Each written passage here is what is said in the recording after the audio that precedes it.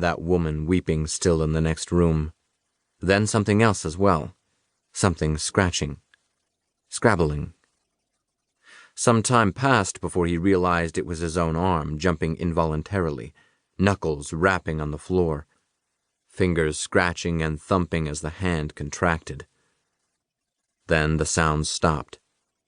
No feeling at all left in the arm, no movement. It hung there, apart from him, unconnected, like an abandoned shoe. Driver willed it to move.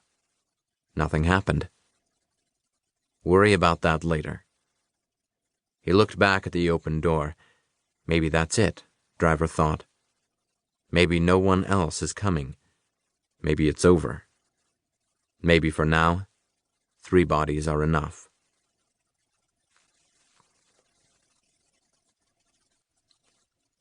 Chapter 2. Driver wasn't much of a reader. Wasn't much of a movie person either, you came right down to it. He'd liked Roadhouse, but that was a long time back.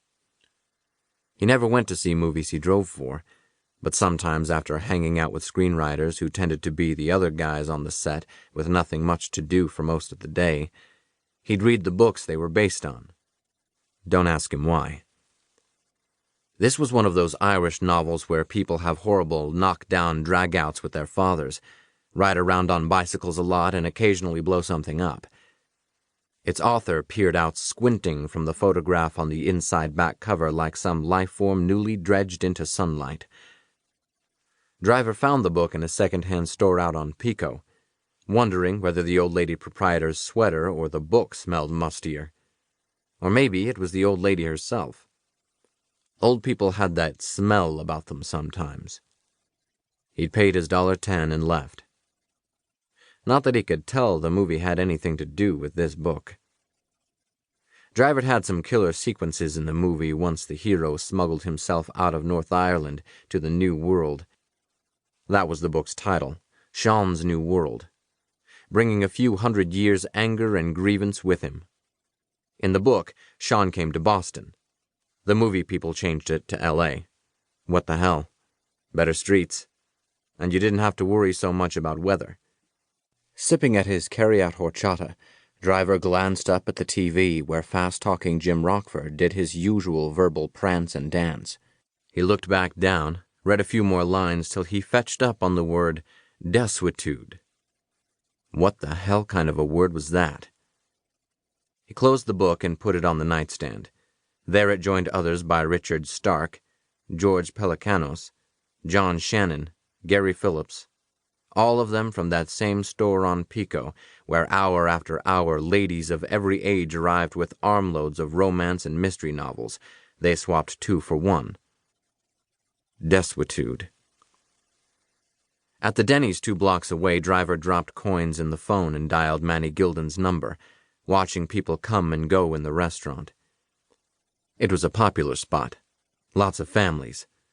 Lots of people, if they sat down by you, you'd be inclined to move over a notch or two.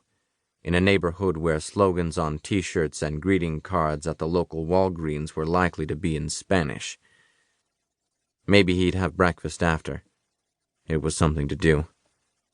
He and Manny had met on the set of a science fiction movie in which, in one of many post-apocalypse Americas, Driver had command of an El Dorado outfitted to look like a tank. Wasn't a hell of a lot of difference in the first place, to his thinking, between a tank and that El Dorado.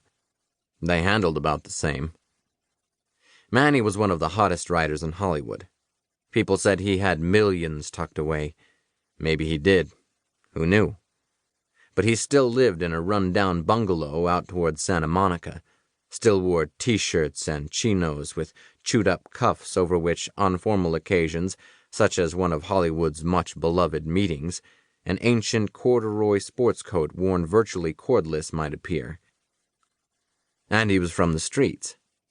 No background to amount to anything, no degree.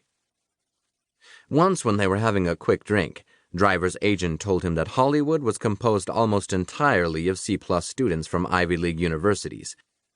Manny, who got pulled in for everything from script doctoring Henry James adaptations to churning out quickie scripts for genre films like Billy's Tank,